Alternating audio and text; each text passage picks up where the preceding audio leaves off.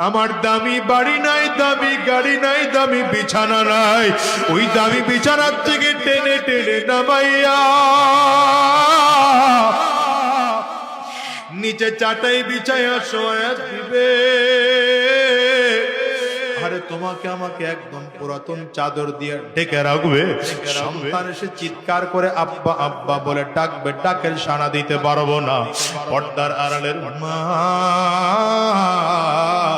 সন্তান সে মা বলে ডাকবে, ডাকের সাড়া দিতে পারবো না। ওই কলিজার টুকরা সন্তান ওখানে বসে চিল্লায় আর বলে আব্বু জবান খোলো, জবান খুলে না। আব্বু জবাব দেওয়ার মতো শক্তি নাই। একদল লোক চলিয়ে যাবে বাজার থেকে কাফনের কাপড় কিনে আনার জন্য, একদল লোক চলিয়ে যাবে সাবান কিনে আনার জন্য, একদল লোক চলিয়ে যাবে বাঁশ কিনে আনার জন্য। বাজার থেকে বাঁশ কাটিয়া আরে কাঁচা বাঁশগুলো দিয়া কবরের মধ্যে সুন্দর করে কবর খনন করিয়া আমাকে বাগানের কিনারা নিয়ে গোসল করায় 3টা কাপড় দিয়ে প্যাকেট করবে।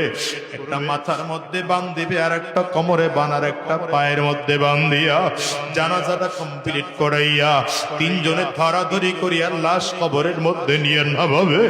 ওরে দুনিয়ার যুবক, যদি চোখে পানি না আসে কান্নার বান্দরে মালিকের কাছে মাপ চাও। আরে কবরের মধ্যে লাশটা যখন নামাবে পায়ের বান খুলে, মাথার বান খুলে, মাজার বান খুলে দেবে।